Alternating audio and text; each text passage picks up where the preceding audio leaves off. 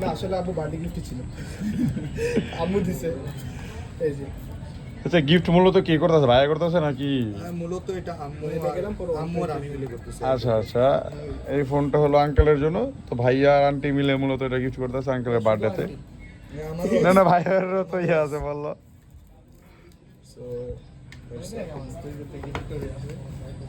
তোর তোর তোর মান্থলি যে খরচ তার থেকে ডাবল বেশি ভাই। বিসমিল্লাহ।